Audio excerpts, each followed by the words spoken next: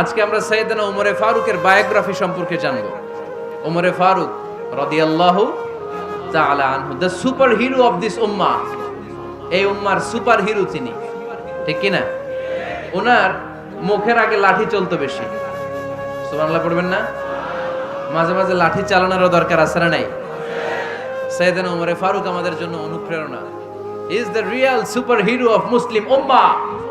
তিনি এই উম্মার রিয়েল সুপার হিরো।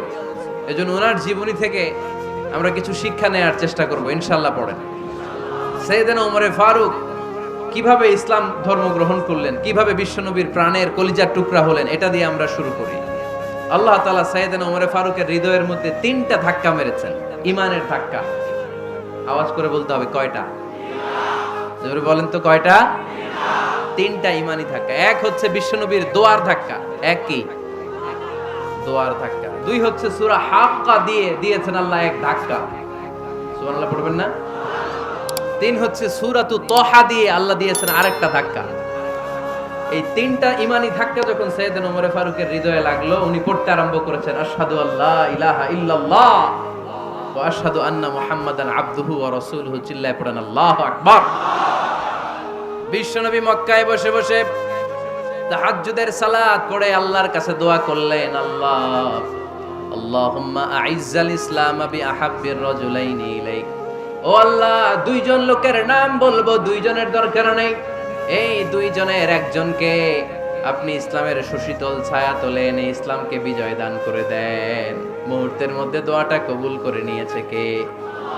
বিশ্বনবী বললেন, আল্লাহ 2 জনের নাম বলবো আজকের দোয়ায়।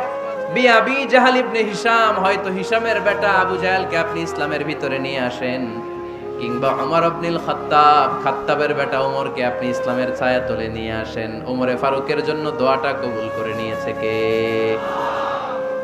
মক্কার যে অবস্থা, আল্লাহর হাবিব সাল্লাল্লাহু আলাইহি ওয়াসাল্লাম বুঝলেন মক্কার এই 2 জনের একজন যদি আমার সাথে না থাকে তাহলে মক্কায় দাওয়াতি কাজ চালিয়ে যাওয়া যাবে। আল্লাহরে বললেন, আল্লাহ বেশি চাই না, এই 2 জনের একজন, হয় আবু জাহেল নয় ওমর, হয় আবু জাহেল নয় ওমর। বিশ্বনবী যখন দোয়া করলেন, এই দোয়ার একটা ইমানি ধাক্কা, নুরানি ধাক্কা সাইয়েদনা ওমর ফারুকের হৃদয়কে স্পর্শ করে ফেলল। দোয়া ইজ লাইক এ মিসাইল। এই যে আমরা দোয়া করি, এটা মিসাইলের মতো। যুদ্ধে মিসাইল হামলা করে না? মিসাইল হামলা করার পরে এই মিসাইল লক্ষ্য বস্তুতে যে ভেদ করে, ঠিক কিনা? তেমনি দোয়ার মতো যদি আপনি দোয়া করতে পারেন, আপনি যেই জন্য দোয়া করেছেন ঠিক ওই জায়গায় যে আপনার দোয়া স্পর্শ করে। সুবহানাল্লাহ পড়বেন না? বিশ্বনবীর দোয়ার মাধ্যমে প্রথমে সাইয়েদনা ওমর ফারুকের হৃদয়ে এক ধাক্কা লাগলো। 2 নম্বরে রব্বুল আলামিন সূরাতুল হাক্কা দিয়ে ওমর ফারুকের হৃদয়ের মধ্যে দিলেন এক ধাক্কা। পড়েন আল্লাহু আকবার। কোরআনের ভেতরে সূরাতুল হাক্কা নামে একটা সূরা আছে না নাই? আল হাক্কাতু মাল হাক্কা ওয়া মা আদরাকা মাল হাক্কা। পড়েন আল্লাহু আকবার। বিশ্বনবী যখন দোয়া করলেন, ওই দোয়া যখন সাইয়েদনা ওমর ফারুকের হৃদয়ে স্পর্শ করলো, সাইয়েদনা ওমর ফারুক সব সময় বিশ্বনবীরে ফলো করতে আরম্ভ করলেন। বিশ্বনবী ডানে গেলে লুকিয়ে লুকিয়ে ওমর ফারুক ডানে যায়, বিশ্বনবী বায়ে গেলে লুকিয়ে লুকিয়ে ওমর ফারুক বায়ে যায়। বিশ্বনবী একবার মসজিদুল হারামে যে নামাজ পড়তে শুরু করলেন, ওমর ফারুক তখন বিশ্বনবীর পিছু পিছু ছদ্মবেশে পেছন থেকে যে বিশ্বনবী কিভাবে নামাজ পড়ে দেখতে শুরু করলেন। বিশ্বনবী ইন দা মিন টাইম এশার নামাজে আল হাক্কাতু মাল হাক্কা তেলাওয়াত শুরু করে দিলেন। আল হাক্কাতু মাল হাক্কা তেলাওয়াত শুরু করে দিলেন। তেলাওয়াত করতে করতে বিশ্বনবী যখন তেলাওয়াত করতেছে, ওমর ফারুক এরকম দুলতেছে আর মজা পাচ্ছে। ও মিয়া, বিশ্বনবীর কণ্ঠ বুঝি আমার মতো কণ্ঠ, আপনার মতো কণ্ঠ, আহমদ বিন ইউসুফের কণ্ঠ, আব্দুল বাসিতের কণ্ঠ না? বিশ্বনবীর গলায় যে কি সুরের ঝংকার আল্লাহ দিয়েছেন, কি সুরের লহরী আল্লাহ দিয়েছেন, একবার যে শুনতো পাগল হয়ে যেত। আল্লাহু আকবার। বিশ্বনবী সূরা হাক্কা মন্ত্রমুগ্ধ তেলাওয়াতে, মন্ত্রমুগ্ধ সুর দিয়ে, মন্ত্রমুগ্ধ কণ্ঠ দিয়ে তেলাওয়াত করতে লাগলেন। এশার সালাতে ওমর ফারুক দুলতে লাগলেন। ওমর ফারুক যত শুনেন অবাক হয়ে যায়, যত শুনেন অবাক হয়ে যায়, যতই শুনে অবাক। কিরে? কারণ তিনি আরবি ভাষা বুঝতেন, এত সুন্দর শব্দের গাঁথনি। এত প্রাঞ্জল বর্ণনা, এত সুন্দর অন্তমিল, এটা কবিতা না হয়ে পারে না। উনি মনে মনে ভাবলেন এটা মনে হয় কবিতা, it might be poem, it could be poem. Muhammad মনে হয় কবি হয়ে গেছে, তার কাব্য প্রতিভা দিয়ে সে এটা বানিয়েছে। তা না হলে এত সুন্দর কথা এটা কবিতা না হয়ে পারে। ইন দ্য মিন টাইম বিশ্বনবী কিন্তু দেখতেছে না যে পেছনে ওমর। বিশ্বনবী তেলাওয়াত করছিলেন, ইন দ্য মিন টাইম বিশ্বনবী পড়ছিলেন ওমা হুয়া বিকাউলি শাইরিন কলিলাম মা তুমিনুন। এই আয়াতের অর্থ হলো এটা কোনো কবির কথা নয়, খুব অল্প সংখ্যক লোকই তোমরা ঈমান আনো। সুবহানাল্লাহ পড়ে। এটাকে বলে কোইনসিডেন্ট। কোইনসিডেন্ট হুট করে অনেক সময় মিলে যায়, যায় কি যায় না? আপনি একজনের কথা ভাবতেছেন ভাবতেছেন, বাজারে গেলেন, বাজারে যেই দেখেন ওই লোকটা দাঁড়ায় আছে, এরকম হয় কি হয় না? কোইনসিডেন্ট। ওমরে ফারুক মনে মনে যেটা ভাবতেছে ওই কথা দিয়ে বিশ্বনবী তেলাওয়াত করতেছে, আল্লাহু আকবার। বিশ্বনবী যে আয়াত তেলাওয়াত করছিলেন, আয়াতের অর্থ হলো এটা কোনো কবির বানানো কবিতা না, খুব অল্প সংখ্যক লোকই তোমরা ঈমান আনো। ওমরে ফারুক আটকে উঠলেন, থমকে দাঁড়ালেন। ঘটনা কি? আমি মনে মনে ভাবলাম কি রে, এত সুন্দর কথা, এটা তো মানুষের কথা হতে পারে না, এটা নিশ্চয়ই কবিতা, কবির কথা। কিন্তু মুহাম্মদ এখন আবার পড়তেছে ওমা হুয়া বিকাউলি শাইর, এটা কোনো শায়েরের কবির কথা নয়। কলিলাম মা তুমিনুন, অল্পই তোমরা ঈমান আনো। তার মানে আমার মনে যা চলে মুহাম্মদ এটা টের পায়। মুহাম্মদ গণক, নাউজুবিল্লাহ পড়বেন না? মুহাম্মদ অনেক বড় মাপের একজন গণক।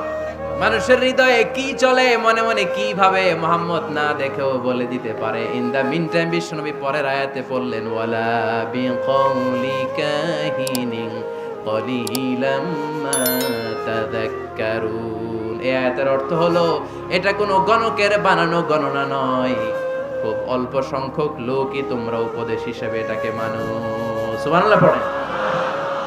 এবার আর ওমরে ফারুকের সহ্য হয় না, কি আজীব তামাশা।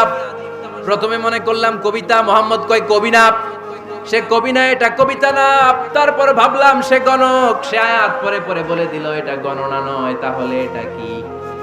এটা কি কবিতাও না গণনাও না, তাহলে এটা কি? বিশ্বনবী তখন বললেন তানজিলুম মির রাব্বিল আলামিন। সুবহানাল্লাহ পড়েন। পরের আয়াত ছিল তানজিলুম মির রাব্বিল আলামিন।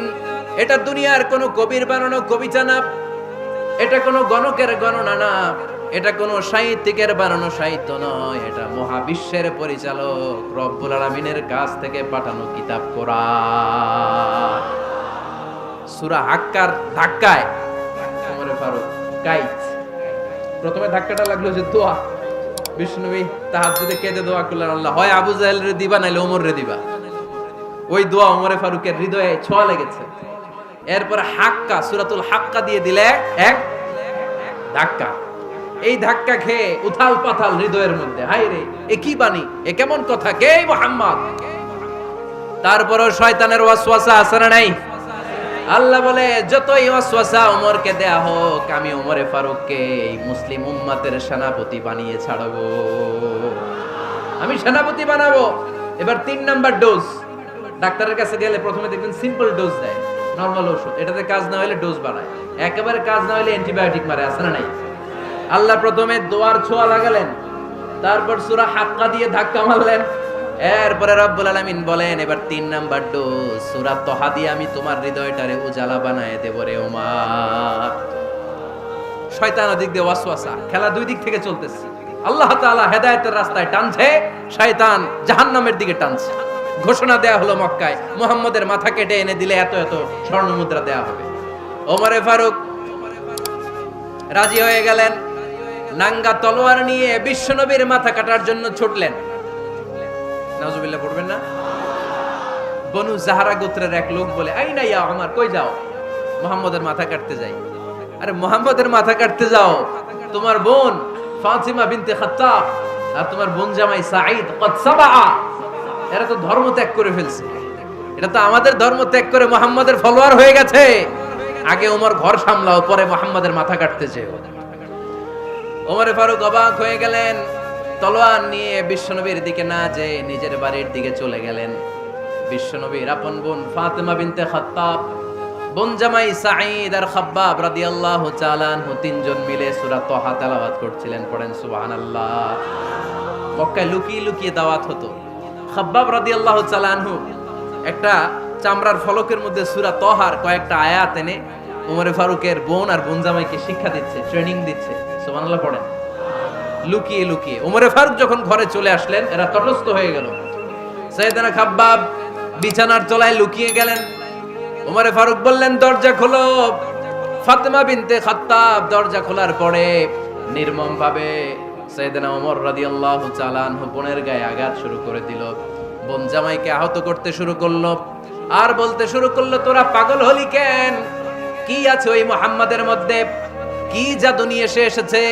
সে যাই বলে লোকজন পাগল হয়ে যায়, সবাই তার উপর কালিমা পড়ে ঈমান এনে ফেলে। কি এমন জিনিস তোদের কাছে আছে যেটা দেখে মুহাম্মদকে তোরা ভালোবাসলি? কি আছে? কি পড়তেছিলি আমারে দেখা। ফাতেমা বলে, ইন্নাকা রিজসুন লা ইয়ামাসসুহু ইল্লাল মুতাহহারুন। ও আমার ভাই ওমর, তুমি নাপাক। তুমি কি?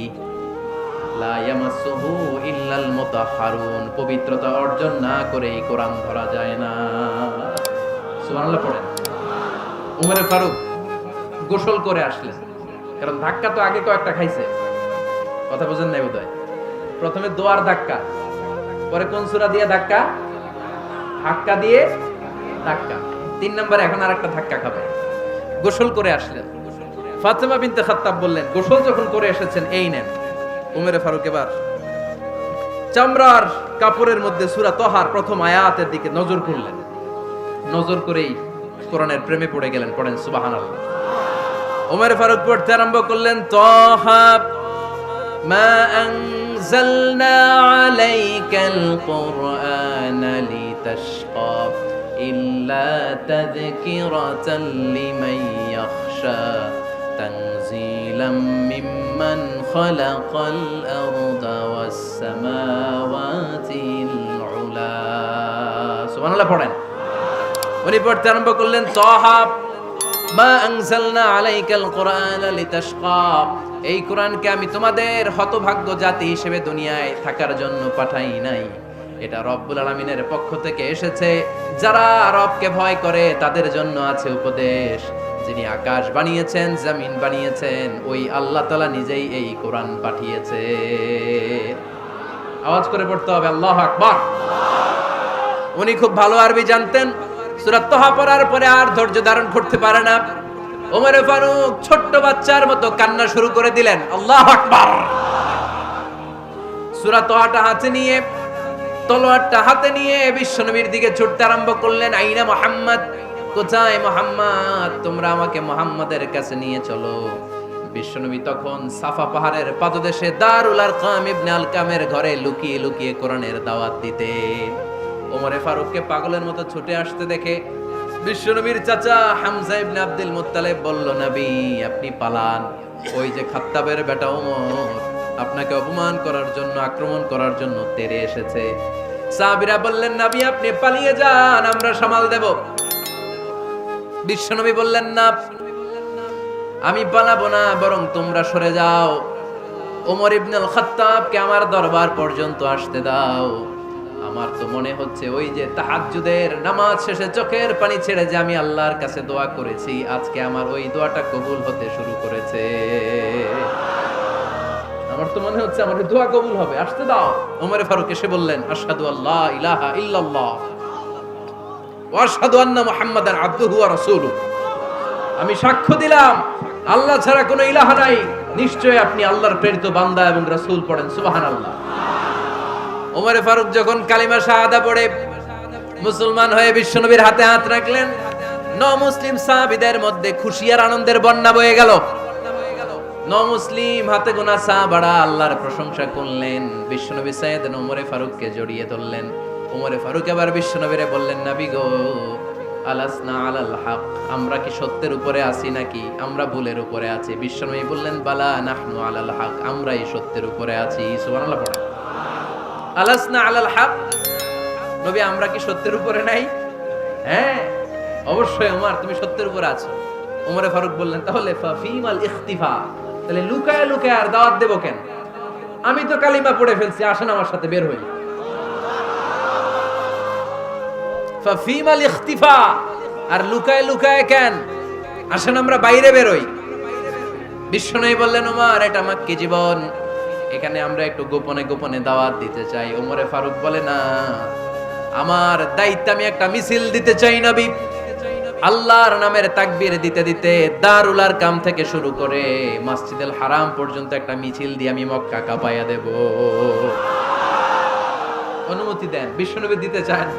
ওমর ফারুক অনেক বুঝানোর পরে স্বল্প পরিসরের একটা অনুমোদন পাওয়া গেল বিশ্বনবী সাল্লাল্লাহু আলাইহি ওয়াসাল্লামের কাছ থেকে। কিন্তু মিছিল যে দিবে, মিছিলের জন্য লোকের দরকার আছে না নাই? এখানে লোক নাই, আমি একাই মিছিল দিতেছি। এটা জমবে, মিছিল জমবে। খুঁজে উনি 11 জন মুসলিম সাহাবা পেলেন। কয়জন? ওমরে ফারুক বললেন 11 জনই সই। এই 11 জন নিয়ে আমি আল্লাহর নামের তাকবীর দেব। 2 লাইন করলেন।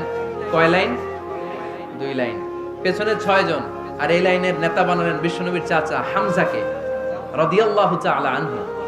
আর সামনে 5 জন, তার আগে দাঁড়ালেন উনি নিজেই। তাহলে 6 6 12। বললেন এই 2 লাইনই আমরা তাকবীর দিতে দিতে, বেশি না, এই দারুল আরকামের ঘর থেকে, আপনারা জানেন যে সাফা মারওয়া এখন যে সাই হয়, এই সাফার পাদদেশে ছিল দারুল আরকামের ঘর। উনি বললেন এখান থেকে ওই যে কাবার গিলাফ দেখা যায়, কাবার গিলাফ পর্যন্ত আমরা এই তাকবীর নিয়ে ওখানে যাব। সুবহানাল্লাহ পড়বেন না? ওখানে উনি দাঁড়িয়ে ছোট্ট একটা ভাষণ দিয়েছিলেন। উনি বলেছিলেন, মান আরাদা আন তাসকুলা উম্মু ওয়া ইয়াতামা ওয়ালাদু ওয়া তারমিলা যাওজাতুহু ফালিয়াসুদ্দানি। খেয়াল করে শুনেন, কান দুইটা খরগোশের কানের মতো খাড়া করেন। উনি এক বাক্যের একটা ভাষণ দিলেন। ভাষণ দিতে জানলে বড় ভাষণ দেয়া লাগে না। এক বাক্যের ভাষণ দিয়ে গোটা বিশ্বকে ঝাঁকুনি মারা যায়। চিল্লায় বলো ঠিক কিনা? ওমরে ফারুক এক বাক্যের একটা ছোট্ট ভাষণ দিলেন। মান আরাদা আন তাসকুলা উম্মু, কে আছো মায়ের এই মক্কায়, কে আছো মায়ের বুক খালি করতে চাও? ইয়া আচামা ওয়ালাদু, কে আছো বাচ্চাগুলারে, নিজের সন্তানগুলোরে ইয়াতিম বানাতে চাও? কে আছো তারমিলা যাওজাতুহু, নিজের স্ত্রীকে বিধবা বানাতে চাও? ফালিয়া সুদ্দানি, বুকের পাটা থাকলে আমি ওমর রে থামাও। ফালিয়া সুদ্দানি, দেখি মক্কায় কার এত বড় বুকের পাটা। কে আছো মায়ের বুক খালি করতে চাও, সন্তান রে ইয়াতিম বানাতে চাও, স্ত্রীকে বিধবা বানাতে চাও? ফালিয়া সুদ্দানি, পারলে আমারে ঠেকাও। এই বলে উনি আল্লাহু আকবার, আল্লাহু আকবার, আল্লাহু আকবার বলে স্লোগান শুরু করে দিলেন। এক এক স্লোগানে মক্কার মরুজমিন থারথার করে কাঁপতে আরম্ভ করল। এই মিছিল মক্কার কেউ দেয় নাই। মিছিলের আওয়াজ শুনে আবু জাহেল বাইরিস, উতবা বাইরিস, শাইবা, ওয়ালিদ ইবনে মুগিরা সব বের হয়েছে। কিরে, আমার এলাকায় এত বড় স্লোগান, কার এত সাহস? বের হয়ে দেখে মিছিলের সামনে ওমর। ওমর রে দেখে দিছে এক দৌড়। কারণ ওমরে ফারুককে থামানোর মতো বাপের বেটা মক্কায় দ্বিতীয়টা কেউ ছিল না। আওয়াজ করে বলেন ঠিক কিনা? ওমরে ফারুক আল্লাহু আকবার, আল্লাহু আকবার বলে স্লোগান দিতে দিতে মসজিদুল হারামের ভেতরে ঢুকে গেল। কাবার গিলাফ ধরার পরে সেদিন মিছিল থেমেছে। ওই আল্লাহর নামের স্লোগান সেদিন কেউ থামাতে পারে নাই, কিয়ামত পর্যন্ত কেউ থামাতে পারবে না। চিল্লায় বলো ঠিক কিনা?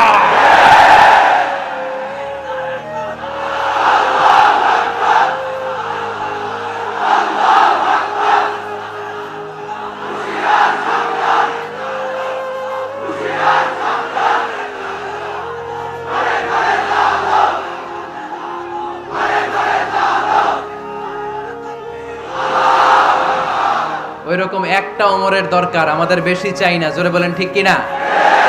দাও খোদা দাও আমায় আবার ওমর দারাজ দিল, দাও খোদা দাও আমায় আবার ওমর দারাজ দিল, দাও আলীর মতো বীর সেনানি, আলীর মতো বীর সেনানি জাগাতে নিখিল,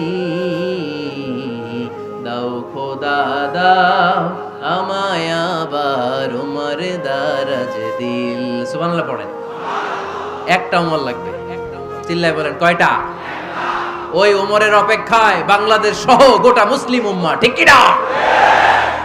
একটা ওমরই যথেষ্ট। আমাদের সেন্ট্রাল লিডারশিপ নাই তো, আমাদেরকে এদিকে লাথি মারলে আমরা ওইদিকে যাই, ওদিক থেকে গুতা মারলে আমরা এদিকে যাই।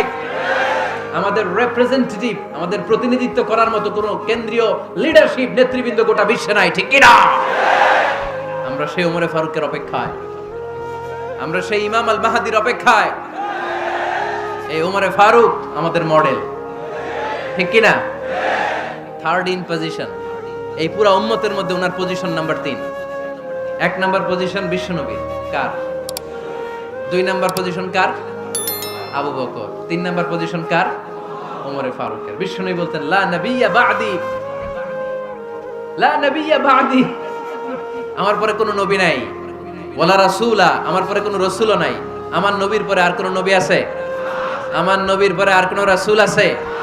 এই যে কাদিয়ানি যে একটা সম্প্রদায় আছে, এরা কি মুসলিম নাকি অমুসলিম? মুসলিম সম্প্রদায়ের সাথে এদের কোনো সম্পর্ক নাই। চিল্লায় বলেন ঠিক কি না?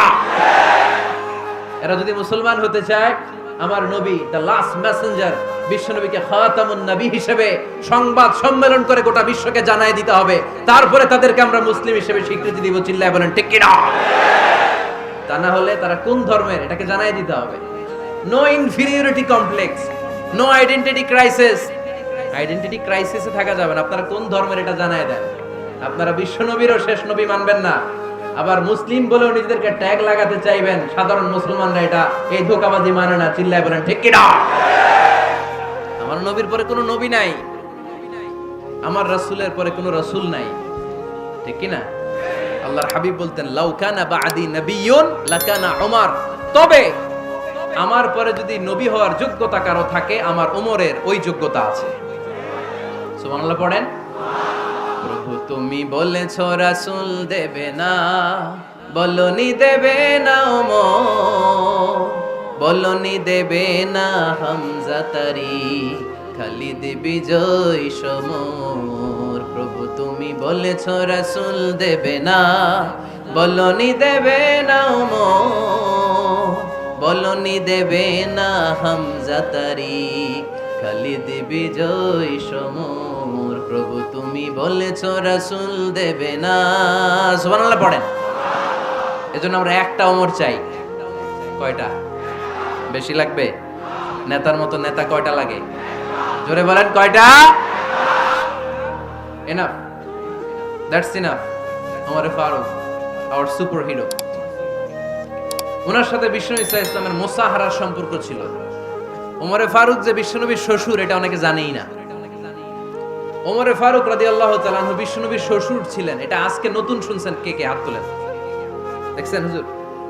সঠিক বলছি না আমি? অনেকে আমরা জানি না। মাশাআল্লাহ, জানতে লজ্জা নাই, শিখতে লজ্জা নাই। লজ্জা হচ্ছে অজ্ঞতায় আর মূর্খতায়। ঠিক কি না? আমরা শিখতে রাজি আছি। যে কথা বলে আমরা তার ছাত্র। আমার আগে হুজুর কথা বলতেছিলেন, আমরা ছিলাম ছাত্র। এখন আমি কথা বলতেছি, এখন আমরা সবাই হয়ে গেছি ছাত্র। ঠিক কি না? যিনি বলেন তিনি শিক্ষক, বাকিরা আমরা ছাত্র। ঠিক কি না? 4 খলিফার 2 খলিফা, ইসলামের 4 খলিফার 2 খলিফা বিশ্বনবীর মেয়ের জামাই, আর বাকি 2 খলিফা বিশ্বনবীর শ্বশুর। সুবহানাল্লাহ পড়েন। সাইয়েদনা আলী রাদিয়াল্লাহু তাআলা আনহু, সাইয়েদনা উসমান যুন নূরাইন বিশ্বনবীর মেয়ের জামাই। উসমান রাদিয়াল্লাহু তাআলা আনহুর কাছে বিশ্বনবী 2 মেয়েকে বিয়ে দিয়েছিলেন। একজন মারা যাওয়ার পরে আরেকজন। বিশ্বনবী বলেছেন এরপরে আরেকটা থাকলে ওইটারও বিয়ে দিতাম। সুবহানাল্লাহ পড়বেন না? 2 জন ছিল মেয়ের জামাই আর 2 জন ছিল শ্বশুর। সাইয়েদনা আবু বকর শ্বশুর, বিশ্বনবীর স্ত্রী আম্মাজান আয়েশা রাদিয়াল্লাহু তাআলা আনহার বাবা। বিশ্বনবীর স্ত্রী আম্মাজান হাফসা রাদিয়াল্লাহু তাআলা আনহার বাবা ছিল সাইয়েদনা ওমরে ফারুক। চিল্লায় পড়ে আল্লাহু আকবার। জানো তো না পজিশন না? সাইয়্যিদু কুহুলিল জান্নাহ, জান্নাতে যত নারীরা যাবে, নারীদের সর্দারিনী হবে সাইয়্যিদাতুনা ফাতেমা রাদিয়াল্লাহু তাআলা আনহা। এই ফরিদপুরের যত ইয়াং স্টারেরা, তোমরা যারা জান্নাতে যাবে, তোমাদের লিডার হবে সাইয়েদনা হাসান আর হুসাইন রাদিয়াল্লাহু তাআলা আনহুমা।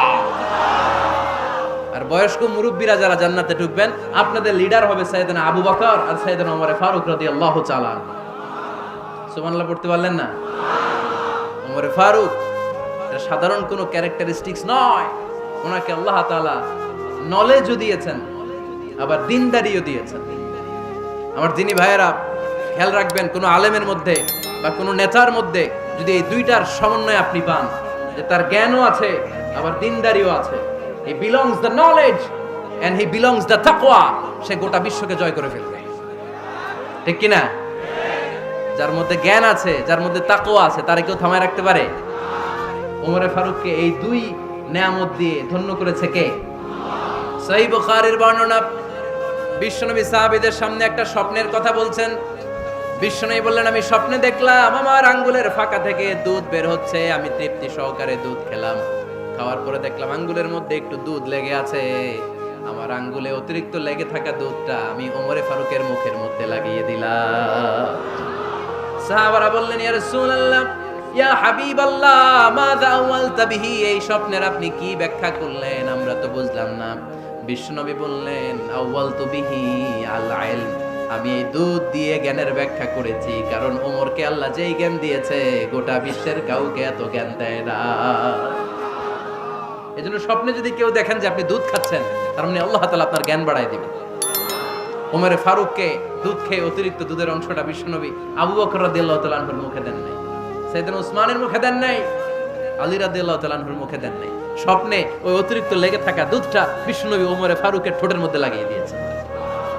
এই হাদিস থেকে প্রমাণ হয় আল্লাহ তাআলা জ্ঞানের নেয়ামতে সাইয়েদনা ওমরে ফারুককে ধন্য করেছেন। আবার বুখারীর বর্ণনা, বিশ্বনবী সাল্লাল্লাহু আলাইহি ওয়াসাল্লাম আরেকটা স্বপ্নের বর্ণনা দিচ্ছেন। তিনি বললেন, তোমাদের সবাইকে স্বপ্নে আমার সামনে দাঁড় করানো হলো।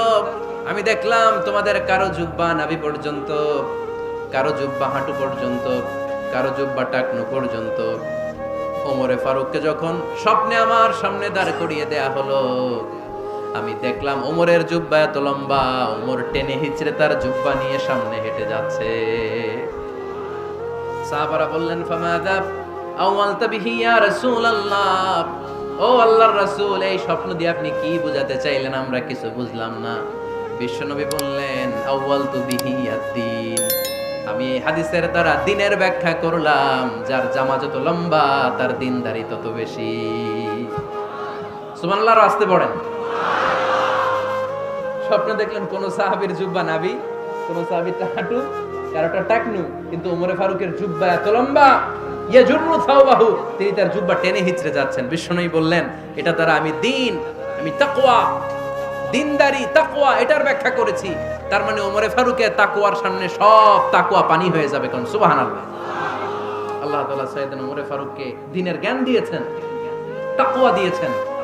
যুবক ভাইরা, যাকে আল্লাহ তাআলা দ্বীনের জ্ঞান দেয়, যাকে আল্লাহ তাআলা তাকওয়ার এই গুণ দিয়ে সমৃদ্ধ করে, তার জন্য গোটা বিশ্বের সব দরজাগুলোকে ওপেন করে দেয় কে?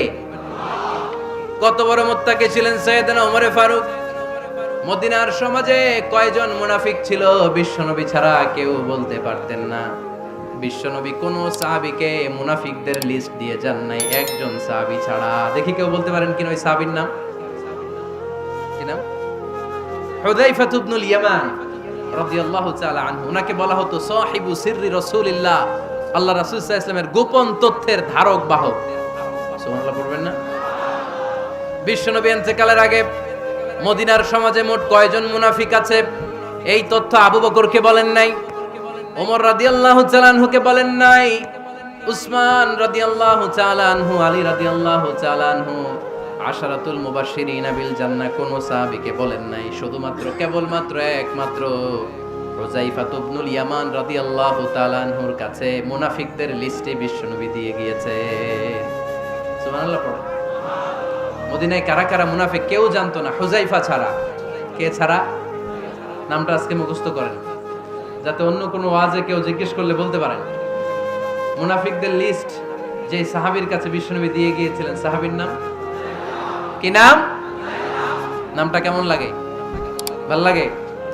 অনেকে আমারে জিজ্ঞেস করে, হুজুর আমার ছেলে হবে আগামী মাসে, একটা নাম দেন। নাম দিয়ে দিলাম হুযায়ফা। যাদের হবে ছেলে, এলাকা যাদের নেক্সট কয়েক মাসে ছেলে হবে, খালি হুযায়ফা চলবে। কি চলবে? ভাল লাগে? নামটা ভাল লাগে? রাইখেন, অনেক সুন্দর নাম। উনি জানতেন মুনাফিক কারা। দেখেন ওমরে ফারুকের তাকওয়ার লেভেলটা কত হাই। ওমরে ফারুক একদিন হুযায়ফা রাদিয়াল্লাহু তাআলা আনহুর কাছে গেলেন, যে বললেন, হুযায়ফা, বিশ্বনবী ইন্তেকালের আগে মুনাফিকদের নামের লিস্টটা কারো কাছে দেয় নাই, আমার জানা নাই, সাইয়েদনা আবু বকরের জানা নাই, কোন সাহাবীর জানা নাই, তুমি ছাড়া। আমি তোমার কাছে জানতে চাই, আমি ওমরের নামটা ওই মুনাফিকদের খাতায় আছে কিনা আমার একটু বলো। আমার ওমরের নামটা ওই মুনাফিকদের লিস্টিতে একটু আছে কিনা, নামটা একটু বলো। যদি থাকে আমি ভালো হয়ে যাব, আমি নেফাকে দূর করে পাক্কা মুমিন হতে চাই। আমার নাম যদি মুনাফিকের লিস্টে থাকে আমি তো শেষ। হুযায়ফা চোখের পানি ছেড়ে দিয়ে বলে, আমিরুল মুমিনিন, কেমন প্রশ্ন করলেন আপনি? আপনি বিশ্বনবীর শ্বশুর, এই উম্মতে আপনার পজিশন 3 নাম্বার। আপনারে মুনাফিকরা ভয় পায়, শয়তান আপনারে ভয় পায়। আপনি জান্নাতে সব বয়স্ক লোকদেরকে নিয়ে জান্নাতের মধ্যে আগে আগে ঢুকবেন, কেমন করে মুনাফিকদের কাতারে আপনার নাম থাকতে পারে? ওমর সুবহানাল্লাহ পড়ে। কি বিনয়ী, কি তাকওয়া! হুযায়ফাকে যে ধরতেন, হুযায়ফা একটু বলো না আমার নামটা মুনাফিকদের লিস্টিতে আছে কিনা। ওমরে ফারুকের যদি এই টেনশন থাকে যে আমি মুনাফিক হয়ে গেলাম কিনা, আমাদের এই টেনশন থাকার দরকার আছে না নাই? হ্যাঁ, যেন সব সময় আল্লাহর কাছে দোয়া করতে হবে, আল্লাহ তুমি নেফাকি থেকে আমাদেরকে বাঁচাও। আরো জোরে পড়েন আমিন। ওমরে ফারুক রাদিয়াল্লাহু তাআলা আনহু আমাদের সুপার হিরো, আমাদের সবাই বলেন আমাদের। উনি কত বড় সুপার হিরো শুনেন। উনি জুমার খুতবা দিচ্ছেন। কি দিচ্ছেন? মসজিদে নববীতে খুতবার মাঝখানে হঠাৎ বললেন, ইয়া সারিয়াতাল জাবাল, ইয়া সারিয়াত ইবনে জানিমিল জাবাল। এই কথা বলেই আবার খুতবা দিতে শুরু করলেন। উনার এই ইয়া সারিয়াত ইবনে জানিমিল জাবালের সাথে আগের কথারও কোনো মিল নাই, পরের কথারও কোনো মিল নাই। জুমার নামাজের পর মুসল্লি সাহাবারা ধরলেন, বললেন, ইয়া আমিরাল মুমিনিন। খুতবার মাঝখানে হঠাৎ করে ইয়া সারিয়াত ইবনে জালিমিল জাবাল বলে আপনি চিৎকার করলেন কেন? আপনার এই বাক্যের সাথে আপনার খুতবার আগের বাক্যের কোনো মিল নাই, আপনার খুতবার পরের বাক্যেরও কোনো মিল নাই। এই কথা আপনি কারে বললেন, কারে উদ্দেশ্য করে বললেন? এই কথার তাৎপর্য কি আমাদেরকে বুঝিয়ে বলে। ওমরে ফারুক বললেন, আমি যখন খুতবা দিচ্ছি আমি দেখতে পেলাম ওই যে কয়েক মাস আগে আমি আমার মুসলিম সেনাবাহিনী পারস্যে আক্রমণের জন্য পাঠিয়েছি, বর্তমান ইরানের ওই বিশাল এলাকাতে পারস্যে আমি আমার ব্যাটালিয়ন পাঠিয়েছি। আমি হঠাৎ করে দেখতে পেলাম আমার মুসলিম বাহিনীর সেনাপতি যুদ্ধের এক পর্যায়ে তার ডানে আছে উপত্যকা, বায়ে আছে পাহাড়, সে পাহাড়ি রাস্তা ছেড়ে দিয়ে উপত্যকার দিকে যেতে শুরু করেছে। আমি দেখতে পেলাম আমার মুসলিম বাহিনী যদি উপত্যকার দিকে ছুটে বেড়ায়, কাফির মুশরিকরা আমার মুসলিম বাহিনীকে কচুকাটা করে ফেলবে। তাই আমি এখান থেকে তাদেরকে কমান্ড দিয়ে বলেছি, ইয়া সারিয়াতাল জাবাল, উপত্যকার দিকে নয় পাহাড়ের দিকে যাও, তাহলেই তোমাদের বিজয় নিশ্চিত হয়ে যাবে। উপত্যকার দিকে যেও না, ইলাল জাবাল, ইলা সারিয়াতিল জাবাল, পাহাড়ের দিকে ছোট। সাহাবারা অবাক, ঘটনা কি? উনি বসে আছেন মদিনায় মসজিদে নববীর মিম্বারে দাঁড়িয়ে, উনি যদি ইয়া সারিয়াতাল জাবাল বলে এটা কি ইরানে যাবে নাকি? ও মিয়া, তখনকার সময়ে বর্তমানের মতো মোবাইল ছিল নাকি, ইন্টারনেট ছিল নাকি, কিছু ছিল? খালি মুখে আমি যদি বলি ইয়া সারিয়াতাল জাবাল, এটা ইরানে যাবে, ইন্ডিয়া যাবে, ঢাকায় তো যাবে না, ফরিদপুর শহরেই তো বসবে না, ঠিক কিনা? কিন্তু এটা আমিরুল মুমিনিন, বিশ্বাসী সাহাবারা বিশ্বাস করে নিল। কিছু মুনাফিক ছিল, এরা কয় না ঝামেলা আছে, এটা তো সম্ভব না। এক কাজ করি, এই সেনাপতি যখন বিজয়ী বেশে মদিনায় ফিরে আসবে আর আমরা ধরব। এরা দিন গুনতে লাগলো, এই সেনাপতি মুসলিম বাহিনী নিয়ে পারস্য জয় করে কবে ফিরে আসবে। এই মুনাফিকের দলগুলো কখনো সেনাবাহিনীকে অভ্যর্থনা জানাতে যেত না, কিন্তু এইবার সবার আগে মদিনার উপকণ্ঠে যে সেনাপতিদেরকে অভ্যর্থনা জানানোর জন্য ফুল নিয়ে রেডি, ফুল নিয়ে দাঁড়ায়। সেনাপতি ঢুকার সাথে সাথে ধরছে, এই সেনাপতি কোত্থেকে আসছে? কয় পারস্য জয় করে আসছি। কয় এমন এমন দিন, জুমার দিন দুপুর বেলা যুদ্ধের মাঝখানে আমিরুল মুমিনিনের কণ্ঠের কোন কথাবার্তা শুনছো নাকি? সেনাপতি অবাক, কয় তোমরা জানলা কেমনে? শুনছি তো। সুবহানাল্লাহ পড়বেন না? আমরা যুদ্ধে একটা ভয়ঙ্কর অবস্থার মধ্যে ছিলাম, পেছন থেকে শত্রু আমাদেরকে আক্রমণ করতে শুরু করে দিল। ডানে যাব না বায়ে যাব, সামনে যাব নাকি পেছনে যাব, রাস্তা খুঁজে পাচ্ছি না। ডান দিকে ছিল আমাদের উপত্যকার রাস্তা, বাঁ দিকে ছিল পাহাড়ি পথ। আমরা সোজা পথ হবে মনে করে উপত্যকার দিকে ছুটতে আরম্ভ করলাম। হঠাৎ করে আমিরুল মুমিনিনের কণ্ঠ বজ্র কণ্ঠে আমার কানের মধ্যে ভেসে আসলো। আমার মনে হলো আমিরুল মুমিনিন কেমন যেন আমাকে কমান্ড দিচ্ছেন আর বলছেন, ইয়া সারিয়াতাল জাবাল, ডান দিকে উপত্যকার পথে নয়, তাড়াতাড়ি পাহাড়ের দিকে সৈন্যবাহিনী নিয়ে উঠে যা। পাহাড়ের দিকে, ডানে না। This is wrong track and this is the right track. ওই দিন যদি ওমরে ফারুকের ওই গাইডলাইন, আমিরুল মুমিনিনের কমান্ড যদি আমি না শুনতাম, আজকে বিজয়ের বেশে ফিরতেও পারতাম না, আমাদের চেহারাও তোমরা দেখতে পেতে না।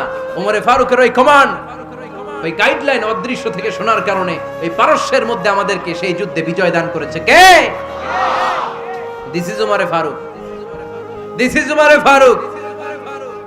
বিশ্বনবী বলছেন, ওমর মা লাকিয়াকা শাইতানু সালিকান ফাজ্জান ইল্লা সালাকা ফাজ্জান গায়রা ফাজ্জিক। ওমর, শয়তান ইবলিস যদি তোমারে কোনো রাস্তা দিয়ে হাঁটতে দেখে, শয়তান ওই রাস্তা রেখে দিয়ে অন্য রাস্তা দিয়ে হাঁটে। সুবহানাল্লাহ বাড়িতে যায় বললেন। কে বলতেছে? বিশ্বনবী। কার ব্যাপারে? ওমরে ফারুকের ব্যাপারে। শয়তান যদি দেখে যে ওমরে ফারুক এই রাস্তা দিয়ে হাঁটতেছে, শয়তান ওই রাস্তা রেখে দিয়ে অন্য রাস্তা দিয়ে হাঁটে। সুবহানাল্লাহ পড়ে। রাত্রিবেলা আমরা আমাদের বাচ্চা ছেলে মেয়েদেরকে যখন খাওয়াই, বাচ্চারা খেতে চায় না, এরকম হয় আপনাদের ফরিদপুর এলাকায়? হ্যাঁ, এই এলাকায় হয় নাকি? খেতে চায় না বাচ্চারা, এই চকলেট দেখায়া, এই মিনা কার্টুন দেখায়া, এইটা সেইটা, এগুলো সেগুলো বলে, গল্প টল্প বলে ভুলায়া খাওয়ানো লাগে, তাই না? তারপরও খায় না। আমারও ছোট মেয়ে আছে, খেতে চায় না, এইটা সেইটা এমনি সেমনি খাওয়ানো লাগে। তো শেষে না পেরে মা বাবা বলতে বাধ্য হয়, ওই যে ভূত আসতেছে, ভূত, তাড়াতাড়ি তাড়াতাড়ি খাও, নাহলে যে ভূত ধরবে তোমার। ওই যে বাঘ আসতেছে, বাঘ, তাড়াতাড়ি খাইলে নাহলে বাঘে কামড়াবে। বলি না আমরা? আপনারা কি বলেন? ভূত। আর কি বলেন? হ্যাঁ হ্যাঁ, আচ্ছা, এক এক জায়গায় এক একটা আমরা বলি, ভূত আসবে, বাঘ খাবে, ভাল্লুক খাবে, তাড়াতাড়ি খাও। মদিনাতে যখন ওমরে ফারুক আমিরুল মুমিনিন, মদিনার মায়েরাও বাচ্চাদেরকে খাওয়াতে পারতো না, ছোট্ট মেয়েদেরকে খাওয়াতে পারতো না, খাওয়া নিয়ে যন্ত্রণা করতো। বাচ্চারা যখন মদিনায় খেতে চাইতো না রাত্রি বেলায়, মদিনার মায়েরা বলতো, তাড়াতাড়ি খাও, হা হুয়া ইয়াতি উমর, হা হুয়া ইয়াতি উমর, তাড়াতাড়ি খা, নাইলে ওই যে ওমর আসতেছে, Omar. This is our super hero সাইয়েদনা ওমর ফারুক রাদিয়াল্লাহু তাআলা। শুধু শয়তানি ভয় পেত না, মুনাফিকরাও ভয় পেত, জমের মতো ভয়। শুধু তাই না, আমাদের আম্মাজান বিষ্ণু ইসা ইসলামের স্ত্রীরাও ওমর ফারুককে ভয় পেতেন। সুবহানাল্লাহ কইবেন না? মাঝে মাঝে বিষ্ণু ইসা ইসলামের সাথে আম্মাজান আয়েশার ঝগড়া হতো, হতো না? আপনাদের ফ্যামিলিতে ঝগড়া হয়? হয় না? হয় না? কার কার দেখি? ওরে আল্লাহ, অনেক আল্লাহর ওলি আছে তো এই জায়গায়। ঝগড়া হয় না? কি কথা কয়, ঝগড়া হয় না বলে? বিশ্বনবীর ফ্যামিলিতে ঝগড়া হয়, আপনার ফ্যামিলিতে হয় না? মিষ্টি ঝগড়া। আর ও বিয়েই করে নাই।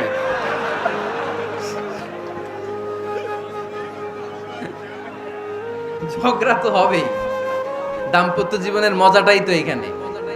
কখনো ঝগড়া, কখনো আনন্দ, একটু বৃষ্টি, একটু রোদ, একটু হাসি, একটু কান্না, ভালো লাগা, ভালোবাসা শেয়ার করে নেয়া, মিলেমিশে একাকার হয়ে যাও, ঠিক কিনা?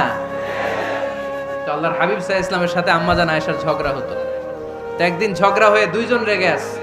খবরদার দুইজন রেগে থাকবেন না, একজন রাগলে আরেকজন থেমে যাবেন, কারণ এই ছোট্ট ঝগড়া থেকে এটা অনেক সময় বিচ্ছেদের দিকে গড়ায়। আমার প্রিয় ফরিদপুরবাসী, ভাবি রেগে গেলে আপনি রাইগেন না, ওই দিন আপনি একটু ঠান্ডা থাকেন।